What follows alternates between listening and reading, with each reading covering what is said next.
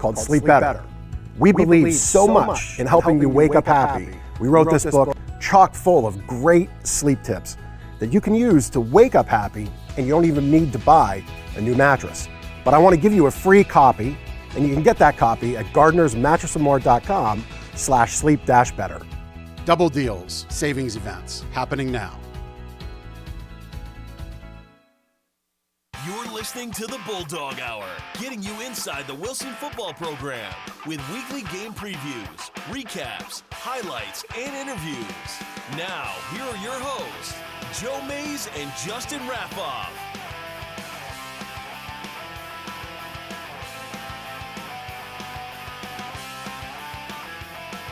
Well, good evening, everyone, and welcome back to the Bulldog Hour. I am your host, Joe Mays. Not here alone, though, this evening. A little bit of a different guy in the seat next to me.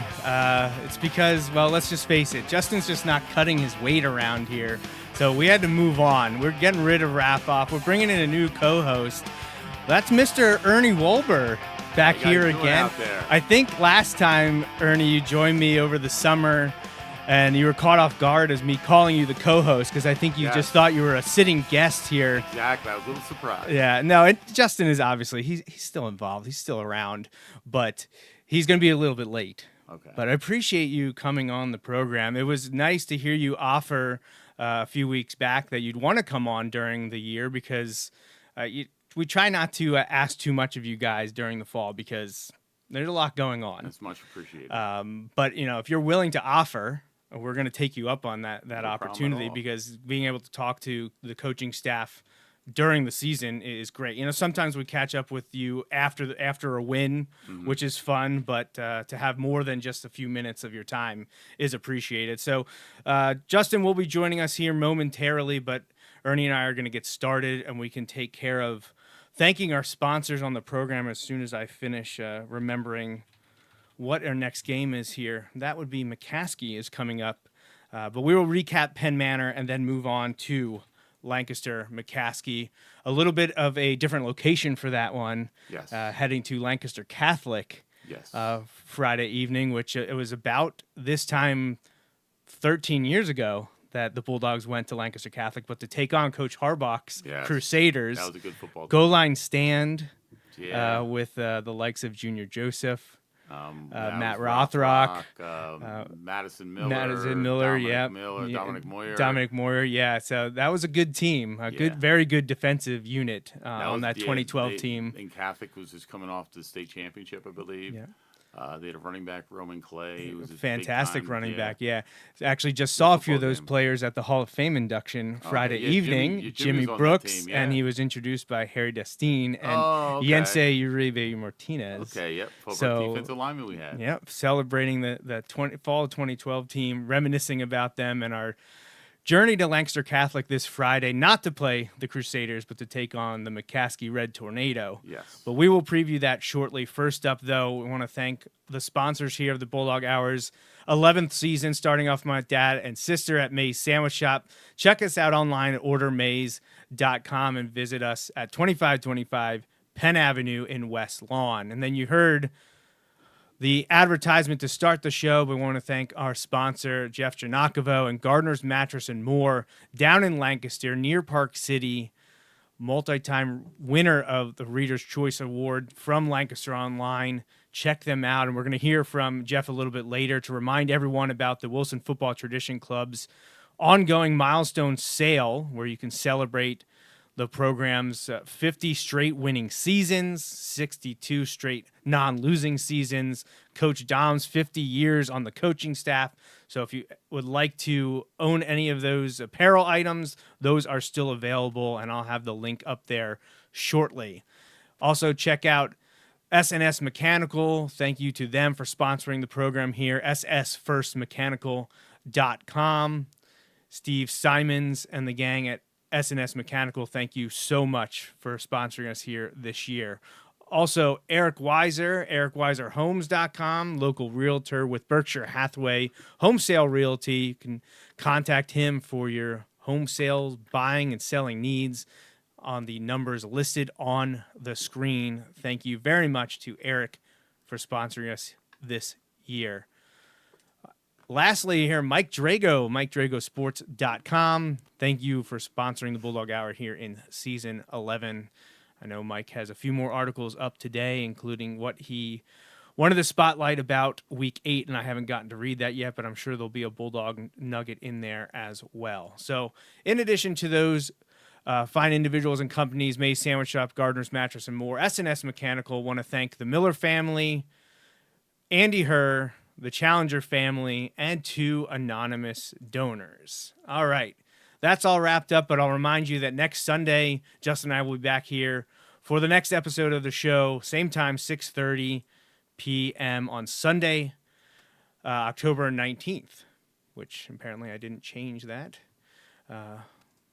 Just there we go, 19th. Good. All right, so the season schedule, we're getting to the end. There's not a lot of regular season action left, Coach Wolber. No, there's not. No, we're all the way done through Game 8, Penn Manor, going to Game 9 at McCaskey before the big one in Week 10 against Manheim Township. So Penn Manor is up first, Coach Wolber. So as we talk about the game against the Comets, a Wilson victory, 42-7, what would you say was your biggest takeaway from the homecoming win? It's always good to win a homecoming, especially good to win on your home field, get your crowd supporting you. It was a solid win. We expected to come out and kind of take care of business. They're not the Penn Manor of a few years ago that really seemed to not have a whole lot. They're a little better than that last year. They have some players. Number 8, the running back, had tremendous speed. We knew that on film. One-cut guy, tough to tackle. Defensively, coming out of it, I thought our secondary played extremely well. I thought the first level, we make a few mistakes, as do every week, and it always glares when you gap control defense, you don't go to your gap. Linebackers played pretty solid. A couple of long runs, our pursuit angles were bad. We turned to go downfield too much instead of saying flat cut back. But all in all, at halftime, we just made a couple minor adjustments with a couple of blitzes here, tweaks there, and asked the kids what they liked. They ran in that second half, and they did a great job. So first-year head coach for them, Coach Jordan Clark. Yeah. What would you describe their offensive philosophy as under him now versus what Coach Brubaker was running the last decade? They go a lot more empty than they used to. Their running game's a little more downhill than it was in the past. They have speed outside. They have a couple guys that can run. Ultimately, it's very close to what we run with the zone bubble premise that they run like everything's an option. But they do a nice job with it. They just got to get the people in the right places, and I'm sure they'll improve next year. Right. So started a little bit slower, I think, than we would have liked to in the game. Just took a little bit of time for things to start moving downhill, and then once it happened in the second half, got to roll. All right, just in time for the recap. There he is. How you doing, Justin? I'm great. A little out of breath, but okay. He's ready to roll now. Well, I hope Austin had a good athletic performance this evening. Yeah, it was good. Was it baseball or lacrosse? It was both. Oh, it was both. Yeah, Okay. Yeah, it was one of those where for a day where I had no personal obligations, like there wasn't anything I specifically had to do today. Yeah. There sure was a lot that I had to do today. In a good way. It was good, but you were daddy to the daddy day. Yeah. There you go. Yep. So we just started our Penn Manor recap. Okay. We just talked about what the team saw in the game, what Coach Clark changed the offense to since it's the first time the Bulldogs have seen him. And, that's where we're at. So you have any questions from Penn Manor, anything you wanted to touch on as we roll through the Comets recap? No, I'll hop in then. Okay. So let's see. Who would you say – well – who is your defensive MVP of the game? Is this? I don't want to ruin Tobias Frog designations. No. I understand. No, defensively, we thought Chase Herb had a really nice football game. Okay. A leading tackler, I think. Yeah, leading tackle. Actually, I'm looking at the stats. I guess he had 6 tackles, led the team in tackles, 1 pass breakup. He was doing a great job of staying deeper, playing receivers. He's doing a great job being his own, plus coming up. He had a really nice hit on a bubble, and man coverage came up and made the take for maybe a yard gain. Had a real nice tackle, but he was flying around and he broke a couple of those long plays. Him and Michael Glover were hustling their butts off to catch him. So, we felt if Chase had a real not solid game and was much better with his footwork and in positioning, so we felt he played pretty well, so we gave it to him. So from your vantage point up in the box, while you're discussing your upcoming defensive series and you're watching what the offense is doing, who do you think stood out offensively for the Bulldogs this week? Unfortunately, my head's in the iPad a lot when the offense has the ball. Of course, you peek your head up. Mason makes amazing plays with his feet sometimes. Michael is just a different player. Rel, I thought ran a little slow this week. I don't know if he's dinged up or not, but I thought he was a little slow this week than he normally is. Eli's become a phenomenal player, catching the ball, blocking, and being almost our second tight end now. Does a real nice job. So the offensive line just to keep working. I mean, there were some great blocks. You see guys 10, 12 yards downfield, and other times you miss them. Again, just making mistakes. Got to clean those things up to try to keep improving. But I don't see it like I didn't see Correll's touchdown. I just looked up and know who scored. Like sometimes that happens because my head's in the iPad trying to figure out the next series. It's funny because I literally was thinking, I'm like, Rel's due to break one, and it wasn't that play. It was the play before. But then I'm like, okay, Yeah, I think you texted me. You're like, Correll's due for a big touchdown here. Right. And boom, there it was. And I was just like, it could. I don't know. I felt like I could just see it coming. That they were really close. Like they're really close on a bunch of them. And that one he was able to get. And I know he's had a couple big ones this year that have gotten called back. So like he's so frustrating. So that's a little misleading too. But anyway, yeah, like they kind of. There were a number of guys who stepped up. Going back to your defensive thing, I thought it seemed like Chase was all over the place in terms of sideline to sideline. He was. He did a real nice. Exactly. And again, I'm not looking at it through the same lens, but like it seemed like he was making plays on the far side of the field. He's making plays on the near side of the field. He was all over the place that way. Where I guess maybe in my mind, I'm thinking more to like the Township game last year where he was coming like downhill, like fired out of a cannon that way. And that's generally just the way I think of him is that way. But he was side to side. And then, I said to him, Mike's pursuit on those long runs it's absolutely amazing. Crazy. Like on the one, when they broke, I think it was this little slip screen they ran to the right, their sideline. Michael actually pass rushed hard enough to throw the tackle into the quarterback. Then they caught the ball, and he started breaking free, and he was on the right side of our defense, and they threw the play to our left side of our defense, and he ran him down at about, the 10, 12-yard line on the far hash. Right, and he's not running down, like, slow guys. No, he's running down receivers. He's running down receivers, yeah. Those are type of plays I hope are included on the recruiting film that's always put out on the huddle because that's the type of never give up motor, the dedication that people are going to want to see.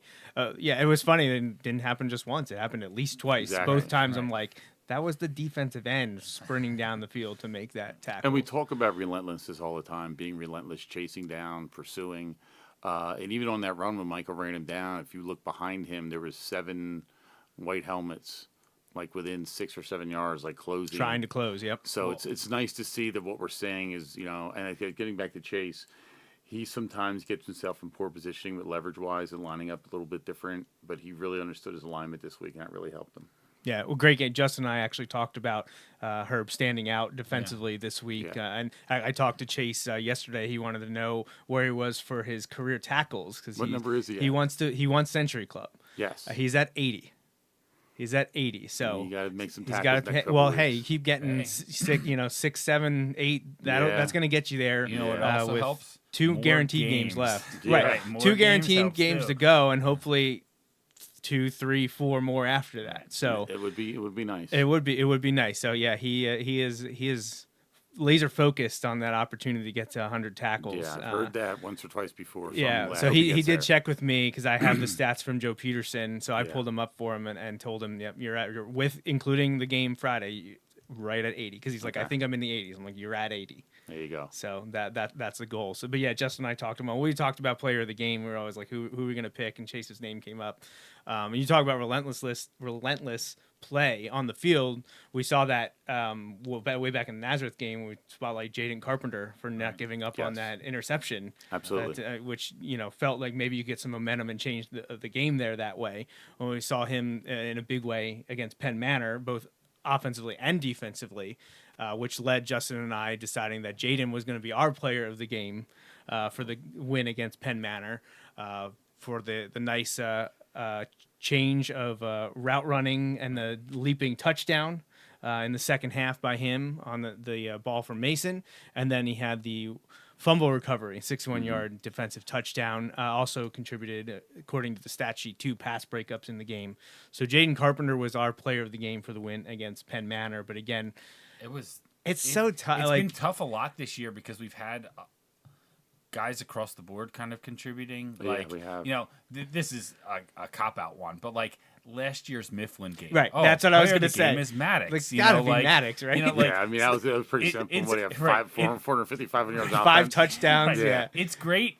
On the other hand, it makes it easy when it's we don't even have to talk about it. But sometimes it's I feel like every week this year there's been, it could be Mason, it could be Corral, it could be Jaden, it could be Glover, it could be Herb, it could be Brown. I feel like at least 2, 3, 4 of those guys every single week we're talking about. Running, I know it didn't count as an interception, but finally the DBs got one of those touchdowns. The touchdown, finally. Questionable being backwards or not. Justin pointed that out to me because I didn't realize that. I think I was doing something on my phone and the camera, and all of a sudden I see Jaden picking up a ball, so I start snapping photos. I didn't even realize that it probably was a forward pass. Well, the one before that, they were coming away from the scoreboard. I think it was in his third quarter. That was closer to being backwards than the second one. And when I made a comment, I was called by Coach Doms. We aren't going to say anything, so just let it go. Yeah, but we've been burned on a few of those. Well, I was going to say, you know what? It evens itself out over the course of the thing. And Jaden did exactly what you're taught to do. You played the whistle. They didn't blow the whistle. It's not his job to determine whether or not that was forward. It's his job to get on the loose ball and go. And that's exactly what he did. We do football fundamentals. Coach Perrini and Coach Henney teach, and it's either country or city. If it's country, scoop it and go. If it's city, get down because everybody's around you. Right. That's what we kind of teach it, and just keep the ball moving and make the referees make the call. Well, and when Carp gets that in space there, who's catching him? Not many people. I can't imagine too many football players around the state are able to catch him in a foot race like that. No. I talked about on the broadcast last week against Hempfield when he split those defenders on his touch. I'm like, no one's catching him. No, he's gone. If he gets a 2-3 yard lead, there's very few people that I know of that can catch him. If I'm even, I'm leaving. Right, I'm gone. So speaking of officials, we talked a lot during the Hempfield game about penalties. That 13 penalties for over 130 yards. This week, a little bit better, 5 penalties for 55 yards. Below season average, which now it probably has crept up above 7 to 8 after the Hempfield game. What was the discussion at halftime of that game, the Hempfield game, about officiating and penalties? Was anything discussed with the players then about the way the game was being called? In that situation, we don't say, oh, the refs gave us this, ref cost us this. We don't treat it that way. They made a call. So now we got to respond to the next play. It was frustrating 2 weeks in a row. Mifflin at home, when we ran to their sideline, we got a call. Justin pointed that out, yeah. Following week, we're at Hempfield, we run to their sideline, we get a call. I asked their coach if we were holding. He said he didn't think they were being held so much. It's just frustrating because the kids go hard and break plays, and I'm sure somebody could find out. But the plays that have been called back on penalties, amount of yards and touchdowns have been called back, and some are blatant. Don't get me wrong, I understand that, but to have that many called back, but no, normally we don't. Hey, the refs are what they're doing. Hopefully they're consistent, and we just got to keep playing. Sometimes we question a call and we'll say do the same thing next time. We'll take the penalty. That's a call we're willing to take because it shouldn't have been called. As coaches, when we talk to each other, those conversations are a little different. We present ourselves and say things accordingly, and then move on to the players and leave that there. Yeah, when I was talking to Joe, I said the thing, it's frustrating. Some of those, it happens. We talked about how some went in our favor, possibly this past Friday. But at the same time, it's not it's some of those that are frustrating, but sometimes it's the ones that are like decision based that are also just like, hey, those are the ones that we have full control over. Yes. We need to just make sure, because you just don't want one of those to bite you. No, absolutely. And we preach. Mondays we talk about it. Tuesdays, talk about it Wednesdays, talk about it Thursdays, Friday. We got to cut the penalties. We talk about it a lot. And the unfortunate part, holding penalty. Let's face it, holding happens in every play. Yep. Now, you're not going to hear that from many offensive coaches. They'll laugh about it. Ha ha, yeah, we hold. But in all honesty, there's holding on every play. And if you really want someone somewhere, yeah, if you really want to focus on it, I understand. But when you're calling a holding penalty on the backside tackle and the backside end, when the play's going wide right and the left side, an arm might go out and grab something. Come on. the problem. It's interesting. Oh, go ahead. No, go ahead. It's interesting, and I know it's not the same scenario, but it just reminds me when I was coaching water polo, there was a lot of discussion from referees that they weren't going to bail someone out for making a bad play by rewarding it with a judgment call. Like, there's some things that's a penalty, a foul, but like if you did something to get out of position and they can't really see what's going on, they're not going to bail you out. So like, I'm thinking like, oh, somebody who's supposed to keep contained goes inside. Well, I'm not bailing you out for making a bad play. Now, again, I know that's a lot to process, and there's twice as many people, and like there's so much going on. But like, it does feel like sometimes like maybe, maybe it was pointed out, or maybe it was like, hey, that guy, and it happens. It's a frustrating part of the game. Sure. It really is. And again, it's frustrating. You watch the kids get so excited and they break a play. If there's an obvious hold, that's coming back. We understand it. It's going to happen. But it takes your momentum away. With the injury, but Hempfield kid's doing very well. I checked with George. Good. Gabe Williams. Yeah, he's doing very well. But Good. That's going to happen. Choppiness in a game, but choppiness in a game with so many penalties just destroys so much momentum on both teams. Makes the game slower, slows everything down. I understand, but I'm not saying referees are bad. Please understand that. Actually, 11 league referees, you're the greatest refs in the world. But I'm just. Well, the problem I have, going back to what you said about like you could call holding on every play, offensive or defensively at any time, more so the offense. Absolutely. But if you're going with that attitude, and if there's a point of emphasis saying, hey, we're going to call this, you think it would probably be closer to even. Yes. You know what I mean? Like, you had 13 penalties. I think Hempfield had 4 or 5. Yeah. Now there were some backbreaker penalties for them. Absolutely. The unnecessary roughness, which enabled a long drive. I think they tackled Becker after the ball was passed, and then they got Carell with the horse collar. Yeah. Both legit penalties that happened. Absolutely. And they called them, and it ruined. And you tolerate and you move on and try to respond. Right. But if the holding is a point of emphasis for one team to have 13 penalties, a lot of them holding and pass interference, the other team not have any of those, like judgment call, like did I see this? The one that stands out to me is the one on Carpenter where the ref immediately, like all the coaches on the sideline and all the people in the stands, as I was right behind them, right underneath you guys above us, when he was like immediately said that Carp pulled his jersey, and then the video he's like 3 feet away from him, like has good positioning, and he said like that's one where you're like, what are you seeing? What did you see there? Right. And that's where I remember when my dad was becoming a baseball official, they said one of the things they talked to the refs is be careful not to call what you think you're going to see. Like, you have to call what you see, not what you think you're going to see or what you thought. Right. He said you're better off to take a second. It seems like an eternity sometimes, and think, like, process what did I just see, and then decide make your call. But you can't like assume that that's what you're going to see, or assume, because then you get yourself in trouble. And again, there's so much going on, and I don't sign up to do it. That's a tough job, and it's a thankless job. But, as we celebrate the end of officials week around, but we've state. had a number of games where like you don't notice the officials at all, and that's exactly how you want it. You love it when it works. Friday night was a couple questionable calls obviously made, and we weren't. But that's going to happen. Strong. Exactly. Right. But you know what? I thought the officials did a really nice job of just playing for it. Let the kids play. If there was something out of control, they handled it. We got the helmet on our side. That's a great call. We did lower our helmet a little bit. That's a great call. But which we saw in our favor against Mifflin on Yes. the one Monty run. The kid And came in with nobody the helmet. complained. Nobody said a word. It just Right. like the one where they ran a pitch pass and Carpy bit a little bit and he was retreating and making play. I mean, there's no face guarding in high school football. Which Justin and I have talked about And a we bunch. teach it. Because, that you could hear their fans screaming for an interference call. And I'm like, if you don't understand the rules, that doesn't make it a penalty. Now Hempfield chased it the same thing, got a penalty. And got a penalty for it. Yeah. There's no face guarding. I mean, I know that they don't. If their body contact is tough to see, referees have a tough enough job as it is. They don't have to get their head around. You can just throw your arms and body in the way as long as you don't interfere with them trying to physically make the catch. You can literally put their hands right in their face, both of them. As long as there's no contact, you're Exactly, good. yeah. So it is different in high school. And I didn't bring this up. I didn't want to make this a complaining session. I just wanted to talk because I know a lot of people comments on my posts during the broadcast. Penalties.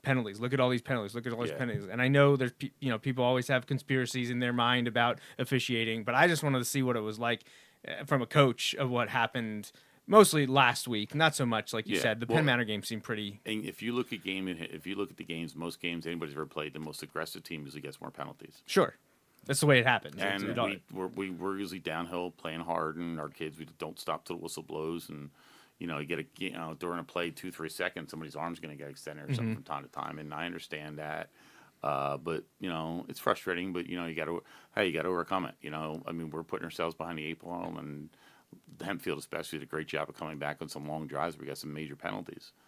It's a shame. I think the Hempfield game could have been a little more one-sided. You take a few of those penalties away. But hey, it happens. But we overcame, and we adapted, and we made it happen. I feel that the Hempfield win last week now looks a little bit better after what Hempfield was able to do against Exeter this week, in a not technically a non-league game, even though both LL teams, different sections, and Hempfield knocked Exeter from the rank of the unbeaten. What's Hempfield's overall record now? 4-4. 4-4, yeah. Okay, they lost to 1 point to Mifflin, which again didn't play well. And they had a field goal block that would have won the game. And they lost in overtime to York. Correct. Right. And then they lost to Wilson. Yeah. And Manheim Township. Manheim Township. And us in a battle. And Township, honestly, they were inside of 10 4 times. Yeah, that's what your son Ryan told me that. So they played them pretty tough. I mean, Manheim Township ended up winning by, I think, 3 touchdowns at least. Yeah, there's like 35-13 or something like that. Yeah, but Hempfield was in the game for quite a while. And it could or should have been maybe a little closer than what the final score was. Possibly, yes. Because turnovers are and failures in the red zone. They're going to bite you. You look at Exeter. They had some wonderful receivers just missed it. But no, Exeter was a good football played team. undefeated Muhlenberg the week before, and by all accounts, Mostly handled them. felt like they did, but felt like they had something to prove because they had given up more points the year before than they wanted to. And I believe Conestoga Valley's undefeated, right? Yes. Or no? Yes, they are. Are Yes, they? they are. Okay. I think they have them and this they've week, got them right? this They do, week. yeah. So like 3 straight. Trap right, game. like it was a Yeah, or perfect trap game. two big time games sandwiched with a team that you look at like, oh, they're 3 and 4. Absolutely. And they've handled them the last few years. And let's face it, Martinez just gave them a whole different element. Now they're a little different. Nothing against the current quarterback, but losing him for the year. Well, and what was it you Friday night that told me Hempfield has the #1 defense in the league? Yeah. And we spotlighted that on the broadcast, saying that Wilson and Hempfield were like 1, 2, or 3 in like all of the meaningful defensive categories, however you splice it. Because I think going in, people didn't realize that despite Hempfield's record, how strong they've just been a little unlucky. So who do they have left? Their defensive ends are tough. They have. Hempfield is Cedar Crest. I know that. Oh yeah, that's right. Because we said I'd be really interested to see. I think that's the last game of the year because last year they played back-to-back weeks. So I'm pretty sure it's the last game of the year for Hempfield. That could be very interesting because they play them week 10 and they play them again has week a 11. real shot to make. Right now, I would favor Hempfield in that game. I think last I saw earlier today, they were at 6. Well, that one was huge for them to make the playoffs. Yes. And really gives us a bump over the mid-Penn teams in terms of power ratings. So right. I said not unfortunate. No, they play thing. Cedar Crest this week. And they're at Reading the last week. Okay, I got you. Oh, they That's played a them 2 huge different game. weeks, 2 weeks apart. Man, you then. look at that schedule for them though: Wilson, Exeter, Cedar Crest, like 3 huge games for them Absolutely. in a row. But yeah, so I was like, oh well, that my immediate thought was, oh, that's going to help us, and then I'm like, oh, but that also helps Township. It's also going to help York. It's also going to like it just like that whole like middle section of the bracket right now is like played Hempfield, which is also goes to Hempfield. Like they've played a lot of playoff teams. They're you know what? I mean, I respect the heck out of George. I mean, he coached with us for, I don't know, 5, 6, how many years it was. But I respect him so much. I mean, last year we went through turmoil. Was that 2 years ago? We went through turmoil on the team. Yeah. And he handled it with nothing but class.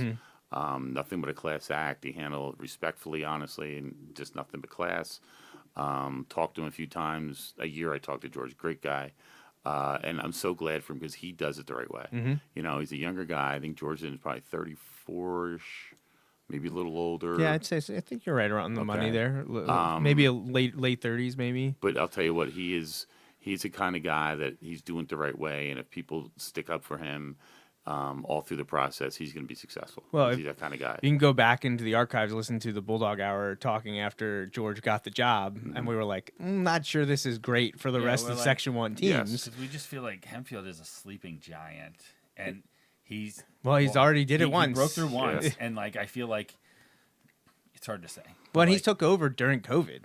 Like he became the coach. That was his first season as head coach. Now he had been with the program, so he was familiar. But he became head coach the spring of 2020, like in the height of COVID at the beginning in that springtime. He didn't get to really be on the field, I think, with the guys until July or something like that. And by the third year, 2022, he beat Township and Wilson to win the Section 1 crown.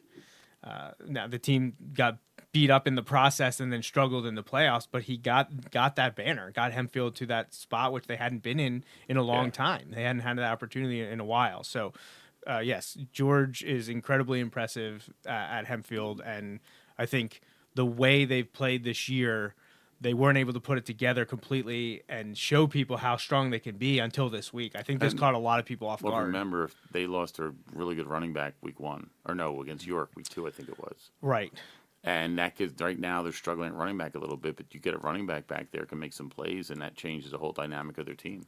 Right. We didn't see him in our game. I didn't realize he had been injured that early in the season. Actually, I talked to George before the game, and I said, "You're running back," and I think he's still at I think he's still in a knee brace on. I don't know if it's an ACL or something, but I'm pretty sure he hurt his knee.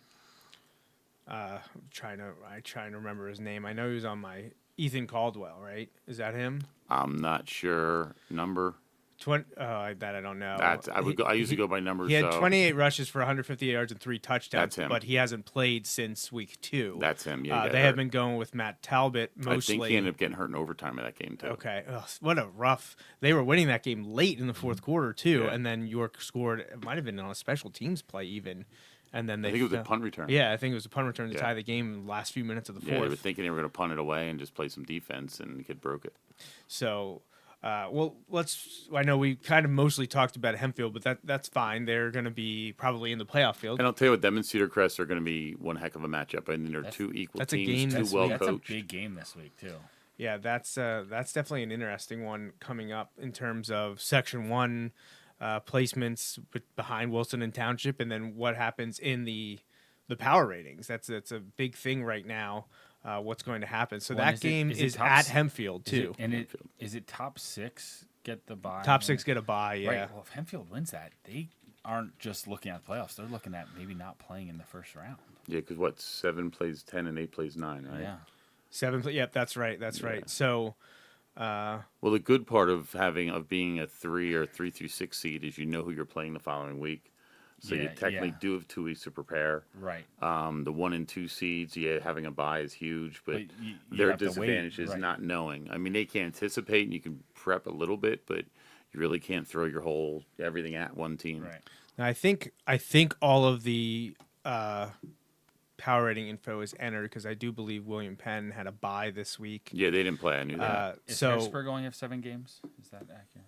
Oh, they're one out of state. No, they have one that doesn't count in the power ratings. So Central York has barely leapfrogged them for the 1 seed. I don't know if that'll hold or not. It's very tight. It's 0.00 like 1-4. Well, I think they have William Penn the last week, which will determine a lot. But Wilson's in at 4. William Penn's right behind us at 5. Hempfield is up to the 6. So that Hempfield Cedar Crest game may become a bye. Like the winner of this game this week is Wow. earning a bye in the first Yeah. round of the playoffs. That's a Because big I game. believe Hempfield, we said, finishes with Reading. Yes. And Cedar Crest, I think, finishes with Lebanon. Right. Yes, they So- do. Yeah, for so this The Cedar yeah, Bowl, the right? Cedar Bowl, yeah. So this is for playoff, like a lot of playoff stuff is And riding I on this think game. last year when they played, it was whoever won that game was going to have the home playoff Host. game. And then Cedar Crest won the game and then beat Yes, them and the then next hosted, week, yes. the 2 weeks later in the Yes, in the and playoffs. I think the regular season game was real close. The playoff game, we were there, and Cedar Crest put a little bit on them. I think they won by 3 or 4 touchdowns. Yeah, so very interesting, big time game, and I'll have to go back and update my power rating projections with the Hempfield win over Exeter because that was not one that I was predicting. Well, no, I mean, you got Mifflin at, 10? They're going Mifflin's to win out. At 10. You think Mifflin will win out? They should. Elizabethtown and Ephrata? Effort will be a tough one. Yeah, that's the one. Elizabeth's not going to be easy, but I think they might not. They should win one of those games. One should for sure win one of those games. Yeah, Elizabethtown's 4-4. They just lost this CV 42-7. They finished with Mifflin and Exeter. So Tough way to a little start, tough finish, for yeah. Elizabethtown. But yeah, and why do we care about what Mifflin's doing? Because that'll help our power rating. So Absolutely. if they can win out, that would be huge. Well, it's nice to see Nazareth winning. Cheltenham, I believe, won And Friday. Nazareth keeps winning. Yeah. Like that's huge. That's it. Well, they have a really. I mean, Falzone. Falzone takes them from being a very good team to an excellent team. Right. I mean, losing him, they still have great players all around the field. Yeah, so Cheltenham beat Upper Dublin this week. That's good. Plymouth White Marsh smoked Springfield Montco. Nazareth beat Bethlehem Catholic. Becca High. Remember John Gilmore, 1999. Yeah. So yeah, those are the big ones. Like we just talked about Mifflin beating Lebanon this week, and if they could beat Elizabethtown and Ephrata, that would be huge. For us. Wasn't Bob Stem the head coach up back there then, Becca? Oh, now you're testing my. I don't know. I just I remember. remember an older guy that was real successful. It could be. I I don't know. was just Justin, curious. I'll have to Google that name would bounce out. That pop didn't. out of That your one head. doesn't pop. Okay. I mean, honestly, I could pull up the Bulldog Hour site and see what it says. But Oh, you don't have to. It's no big deal. He was a very good legendary coach. I think he won a few state championships actually. so, all right. Well, let's talk about McCaskey. Okay. Because that's the next game. So, film was started already. I know you guys met probably this morning. Yeah, we meet, watched yeah. Penn Manor. Yep. Have you watched McCaskey yet with the team, or just? Yeah, well, actually, what we usually do is we'll watch pretty much 30 minutes of the game film from Friday. Try to get through some particular points we had, and then we'll turn and watch the last 15 minutes of McCaskey. Okay. Just to give him, because as a coach, is pretty much a game plan's in our minds on paper. So kind of just showing some different things. So the kids have seen it. McCaskey has some solid athletes. They're struggling. Todd's a great coach, and I'm sure he'll pick it up once he gets things turned around a little bit. But they have a couple tall, fast receivers. They run a lot of unorthodox sets.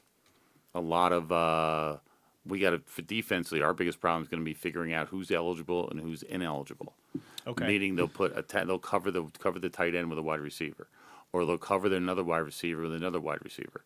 So as long as we communicate to who's eligible, which has got to be, ineligible numbers are 50 to 79. Anything above that, below that, you can catch a pass. So we got to make sure where the eligible numbers are, make sure they're all accounted for. It's easy to miss one. They'll put the guy right between the guard and tackle, and empty, and although it won't be empty, it's one back in the step, but he'll come out in the backfield. So 5 receivers running routes. So we just got to identify. That's going to be most difficult task Friday, is identifying who's who. And they played a bunch of different people: quarterback, wildcat quarterback. So we just have to identify things. So, new head coach Todd Mealy. Is this similar to his offense he ran at Penn Manor, or is this different? It's kind of close. Todd, when he was finishing his career at Penn Manor, was really sideline to sideline. He made you cover everything, a ton of motions, a couple different things. You need to cover a whole field. These guys are a little more condensed a little bit. They like to run wide, but they don't spread the field from number to number as he did in the past. So, but different than what you saw from McCaskey the last few years. They'll go a traditional wing T look. Okay. The next play, they'll have a wing T formation, So but they'll be in multiple gun. offense. Like I said, they'll go empty with quads to one side, 4 guys to one side, 1 to the other. It's so many multiple sets, so our responsibility has to be recognize who's eligible, and make sure we get the guys covered that need to be covered. I'm not going to be able to hit you with numbers here. I don't know. I was going to recap some of the standouts statistically who McCaskey's big guns are. Okay. But you said they have run a bunch of different people are throwing passes because they will open up and what you said Wildcat. Do they do halfback pass again? They Yeah. ran at first play against Reading. They threw a trying to run a sweep pass, a pitch pass, and they scored, but they had 2 men in motion, so we got called back. I mean, they lost to Reading by a touchdown, so that would have been a big influence, especially first play of the game. Yeah. So they'll do a little bit of that, but they'll put four. Again, I don't know names. I don't have a roster actually, the numerical roster. But 14's a quarterback. 1's been at quarterback. 12's been at quarterback. But also, when 12 and 1 aren't back there, they're wide receivers. So you've got some athletes back there. And they'll run different people, go some wildcat sets. And Todd's going to be innovative as much as he can. But, it's limited what he got first year in a program, trying to get things right. I know he's had some issues with discipline issues and moving people in and out. So it's tough to recognize. They do play different people week to week, especially up front. So it's tough to identify who is actually going to be in there. But 14 seems to be their quarterback. I'm guessing that's Liam Stinchfield. He has 60 passing attempts. Definitely him. He's only completing 38% of his throws. Yes. He only has 23 completions, 272 yards on the season, 2 touchdowns to 4 interceptions. That's him. All right, so Kwame Petway is next. He That's has probably 23 12. attempts. That's okay. number 12. Completing 34% of his passes, 59 yards, no touchdowns, and 2 interceptions. Mm-hmm. So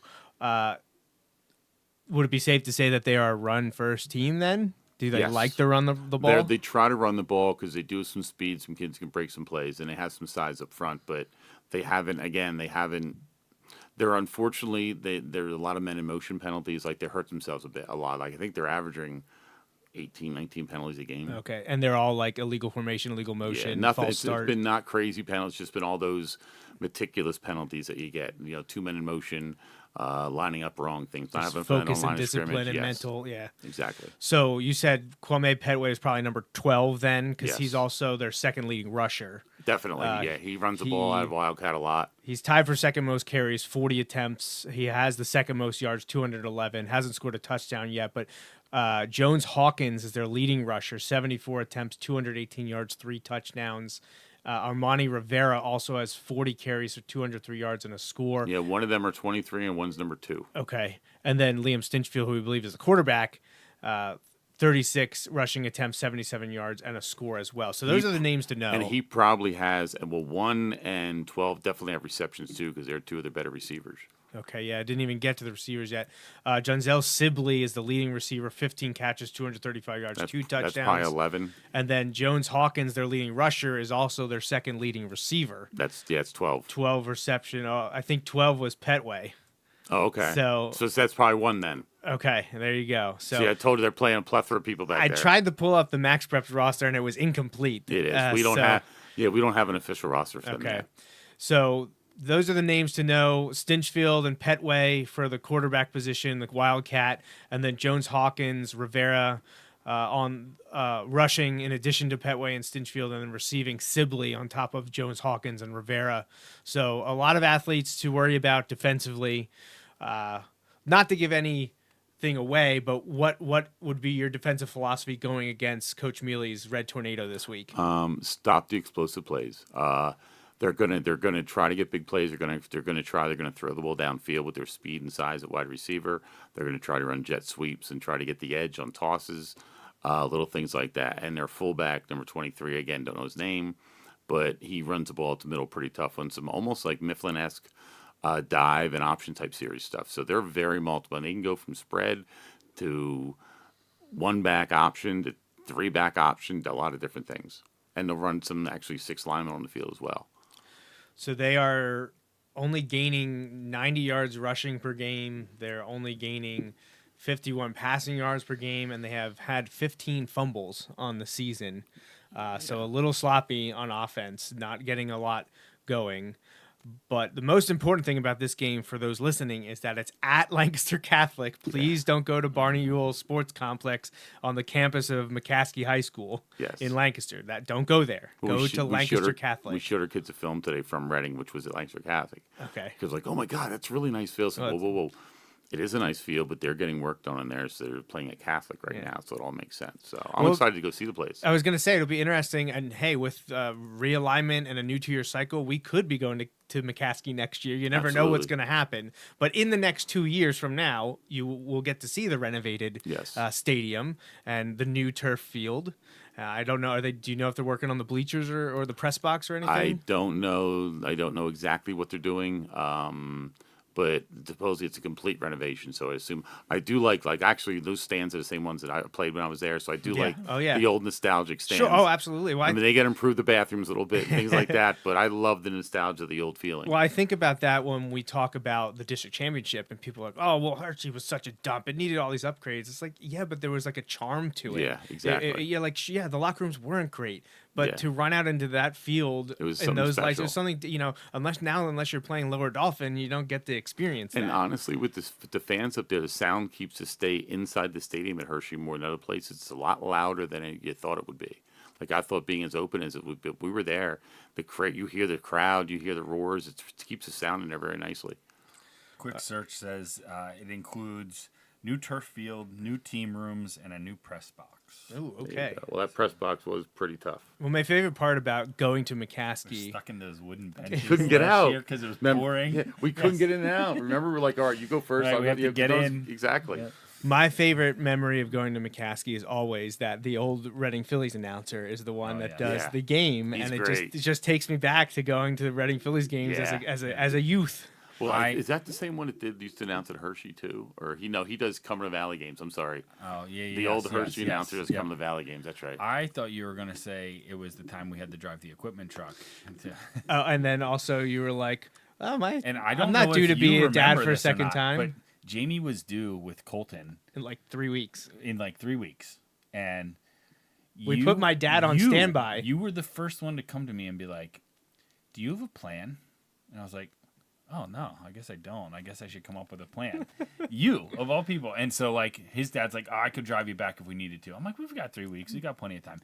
In the whole thing, I think Kiernan had said something. Everyone said something. There were a number of people who had said something to me. And what happened? Colton was born Monday night or Tuesday morning.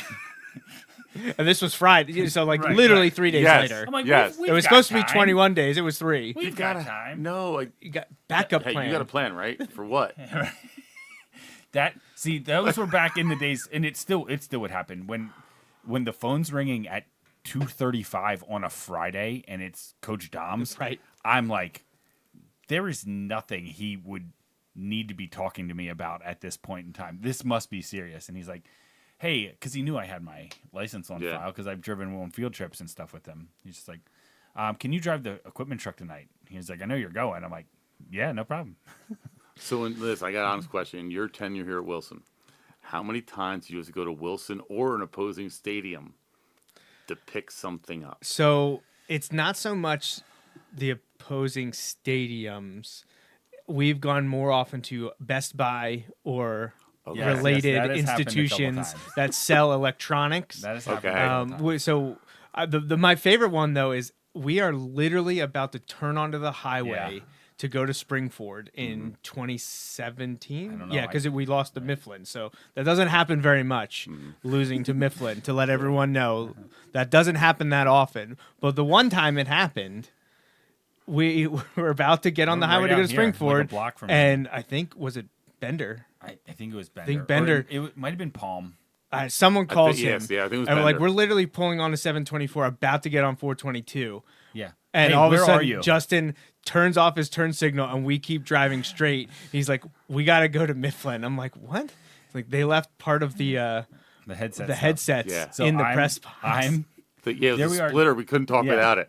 Decked out in our Wilson gear, walking around. Thankfully, I say thankfully. If Mifflin was home, we could have gotten it. We probably would have been able to get it. Yeah. They weren't. They were away, so they We walked around, decked out in our There's Wilson soccer stuff. practice going on. Talking We to all these- interrupt the soccer practice to ask the coach if he can let us into the press box, and to his credit, He did try. He yes. tried, but every didn't key have, he tried. Right, He didn't have couldn't it. let us in. Well, I think Wayne Searer eventually He did end contacted up Pat getting Tully, and they were able to Okay, get I it, and got he you. brought it down. But we pulled into Springford super late because we were running around at Mifflin. Yeah, we didn't have headsets until we started the game. Like usually we test them. Right. We couldn't test them. It was like, all right, let's plug them in and see. So that was probably the first time. And then 2 years later at Mifflin, Bender comes up Yeah, to you we're and is like, walking I around, need and you to. He's like, hey, and he again. Usually, if they need something from me, it's like, hey, have you seen? Or I need you to talk to this kid. It's nothing important. You're more important than you. And he's like, and he gives me the keys to his immaculate Suburban, and it's like, I need you to run back over to the school. He had forgotten the game plans. All right, they were still in the locker room. Hey, so I go to his. But on Friday, I get back, and I got back before, but it was a pain in the butt. Probably took 40 minutes traffic, because of traffic yeah. on a Friday night. But I was still back in time. But honestly, we didn't Didn't even need need 'em. them. Didn't need 'em. Epic beatdown of Right. the Mustangs. Didn't need them. 61-14 And honestly, or 63-14. That Benner probably could have handled that. I would have had the conniption. Right. If I couldn't have him, like, what? I mean, I don't refer to it often, but it's my security blanket, if you will. Well, I saw, on my back and forth on the sideline, I ran into Bender after I think we were up like 35-0 or something. That turns to me, he goes, "Guess I didn't need these." He just like tosses them. Well, Like, don't let Justin know. I don't know if you guys know about. I had one sort of not catastrophic, but we were at East Stroudsburg camp, Okay. and we got the equipment truck loaded. No names here, by the way. That's good. They know who they are. Well, he knows who he is. So anyway, I'm driving down, and East Stroudsburg's an hour and 50 minutes. Yeah. And an equipment truck loaded with equipment is 2 hours and 15 minutes. Yeah. So the buses were there, all the trucks loaded. I said, all right, Coach Dom's going to get out of the way because the bus is usually faster than the truck. I'm going to head down. So I got all the way down 33, got on 78, get a phone call from Coach Dom's. Hey, what's up? Hey, so-and-so missed the bus. Oh, my. Okay, where are you? Well, we're coming down 33, and we can't turn the buses around. Oh, my gosh. So you had to So turn I around. was more than halfway home. Oh. Turned around, drove up there. Wasn't real happy. Called my wife on the way to the event a little bit because I had to get some menstruation out. Got there Before you pick up this person who then has to sit with Yeah. you. in the front seat. And we couldn't open the back door because it was so packed full of stuff because I had all the coaches' stuff in the front seat. I had to take that in the back and redo the back, which took me another half hour. But anyhow, so I get there, pick him up, and I talk to the young lad and just got a couple questions for him. Where were you? And he explained it. And, are you okay? You safe? Yeah. Okay. Now it's quiet time. We're going to drive home. We'll ask you off the air who that was so Okay. that we Yes, can yeah. file it for the future. But the sad part was the kids were all celebrating when Dom said I had to go back. Ha, ha, ha. Well, then Dom's realizes, guys, your equipment's on that truck. So nobody's going home till he gets back because all your equipment's on Oh, the truck. my goodness. Then the roars turned a little bit differently. No, yeah. Upset. So. But the young fellow came back, handled like a champ, responded well. Just, again, talk about the things we do that we have to do sometimes that nobody knows about. Yep. Well, we want to finish up here as we're getting close to the hour mark. We've got a lot of listeners tuned in. They say they like when you're on the program, so I always appreciate Thank you you, being guys. here. Your wife says you look a little tired, though. A little bit. Been trying to get ahead, so I've been a little tired. Plus, we got a new puppy in the house, so it keeps us busy. So, yeah, just to put a ribbon on our 1999 discussion, I might have accidentally said it was John Gilmore. I meant Pete Gilmore. Obviously, Yes. It was his year. But according to Google, on the coach from Bethlehem Catholic that year was John Davis, Okay. Coach Bethlehem Catholic. I remember a Bob in Stem, but 99. I don't know where he was. Yeah, when I don't know down enough history. about Becca High to I got ya. recall, but I do remember being Could somebody very just downtrodden. Look up Stem, please. Bob Stem. Yeah, Yeah. that's on you, So Justin. they called him they called him Stemmer or something like that, and he was he reminded me of George Curry, that kind of person. Okay, yeah. So And Chomp too. So while we were talking here, reminiscing about sending Justin and I on random detours while we're at or coming to games, which we did just last year at Cheltenham. We had to make a few stops at Targets and Best Buys for. Mm-hmm. So it's more recently been Jake Peterson. Okay. I need this for the camera. I need this for the We got camera. a new Can you bring camera. this? Yeah, I got you. Well, this is actually right before I think you got the new one, so it's still Okay. the old system. But Which we were kind of We were patching. very- There was patchwork stuff. Yep, it's him. He Okay. unfortunately passed away 2 years ago. Oh, but, okay. Poor guy. But yeah, his 3-year starter at center and linebacker on the national championship team at Syracuse. Didn't know that. Oh, okay. So I had a series history with the Red Tornado up because we've talked a lot. Everyone talks always about the Penn Manor, now 34 straight games. Wilson wins. Wilson has never lost to Penn Manor, 34-0. But because of the run that the team has been on since really the late 90s or into the new millennium, getting back into Section 1 and staying there, beating a lot of teams many times, not losing to them. Penn Manor, we've never lost to Penn Manor. It's been a while since we've lost to McCaskey. That one came up, obviously. This is the 52nd meeting this coming week. Wilson leads 43-7-1. That surprises me. Last time McCaskey won, you're familiar with it, so is a couple of your other assistants, including your son and your quarterback Because I coach. think those two were on that team. They were weren't on that team. It was down in McCaskey or down in Lancaster, 31-14, Chad and Ryan's senior year, September 26th, Their quarterback. 2003. Peterson? So it wasn't Perry Patterson. No. That was my sophomore year. That Okay. was in Chad's. they had a Sorry, good my quarter- junior year.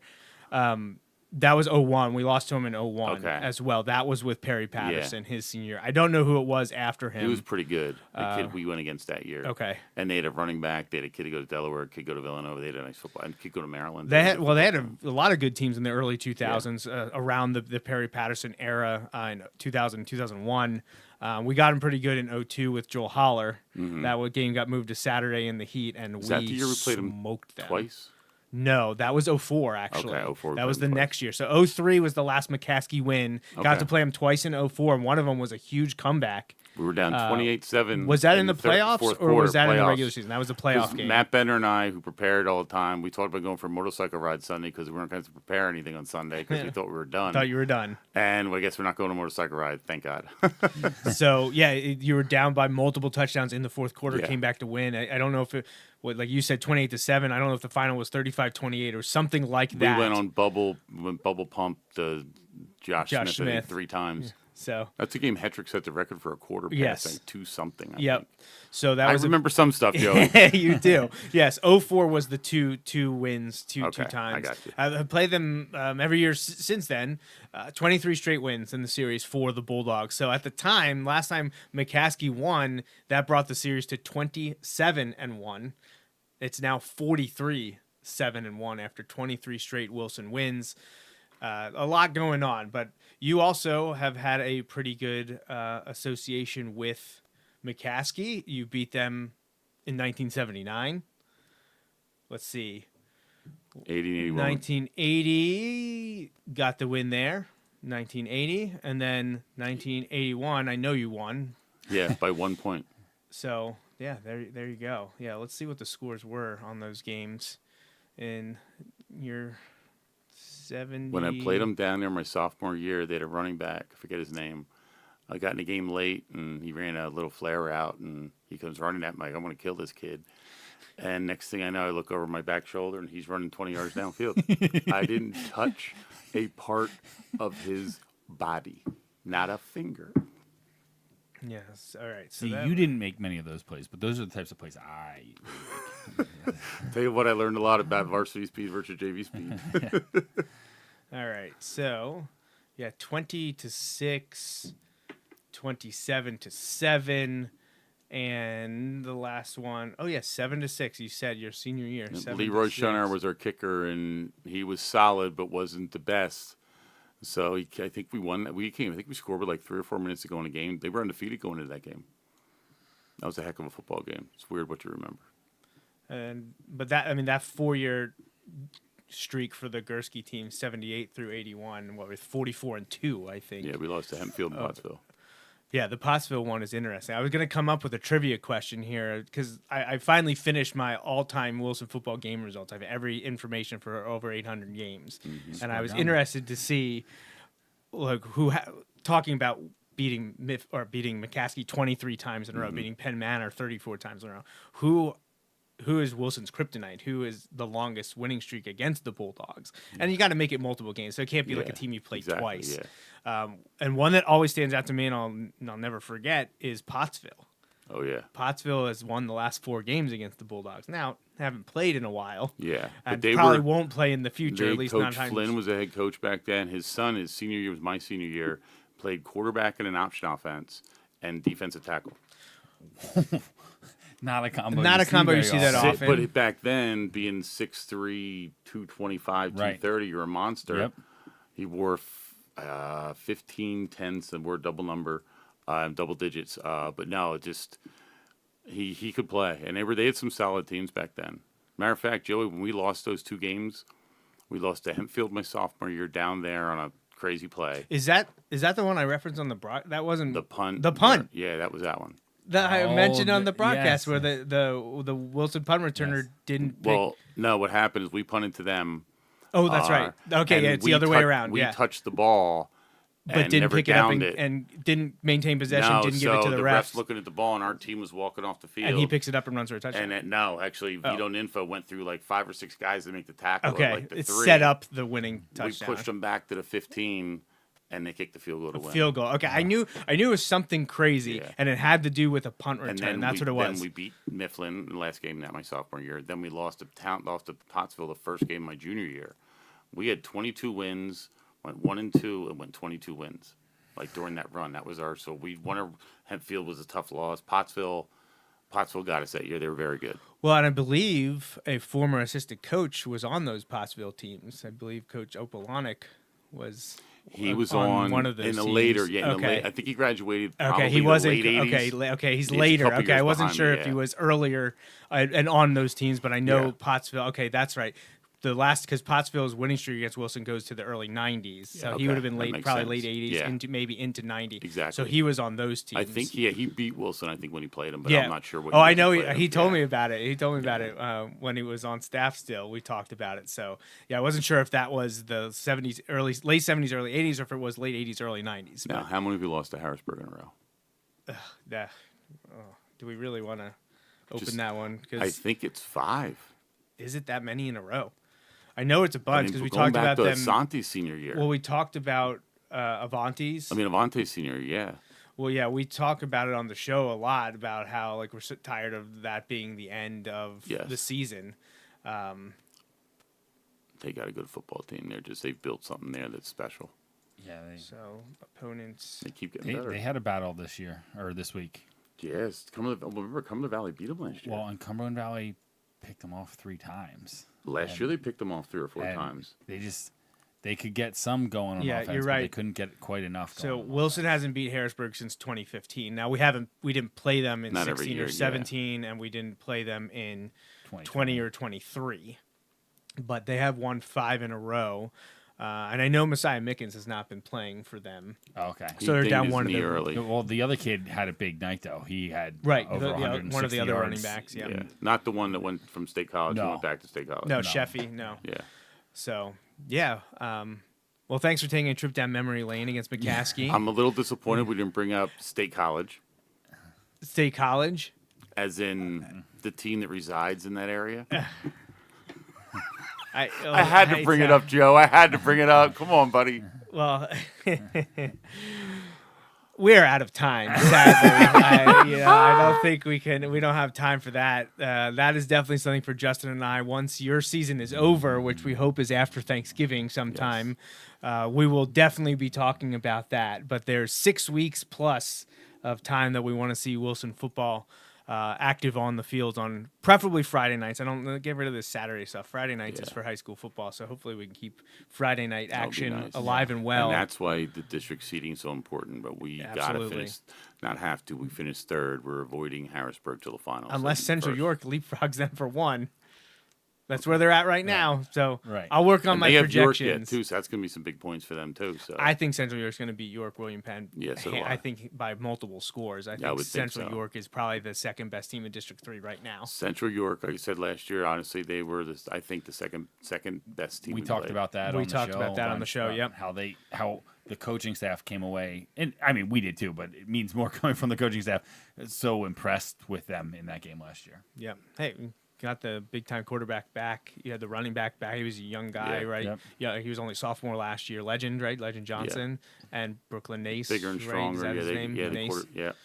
They're both back. They're legit. Yeah. I mean, they're legit. They're putting it on people, and they're a good football team. And obviously, we know. Don't put it past Wilson to go to Central York and upset him. We've seen it happen. But I was there. Yeah, so I thought you were. Well, thank you for joining us in season. Appreciate you taking the time. I mean, it's great. I mean, it just happened this week was a perfect timing. My wife's not here. I'm not down there, so it just fit in the schedule very well. Yeah. Well, Justin, anything you want to add before we just- get out of here? Handle your business at school Yeah. and at practice, and be ready to go Friday. All right, good luck against McCaskey. Justin and I will be at Lancaster Catholic. Everyone listening, please remember that. I'll have posts about it reminding you, but do not go down to downtown Lancaster to McCaskey. The game is being played at Lancaster Catholic at their pretty new field. It hasn't been around that long. Yeah, it's pretty new. Couple years, I believe. So that's it. Good, Justin? Yeah, we're good. All right. Well, for Coach Wolber, Justin Raffoff, I'm Joe Mays. Until next time, remember, go Bulldogs. Thanks for listening to this week's episode of the Bulldog Hour. Want more Wilson football? Follow the show on Facebook, Twitter, and Instagram.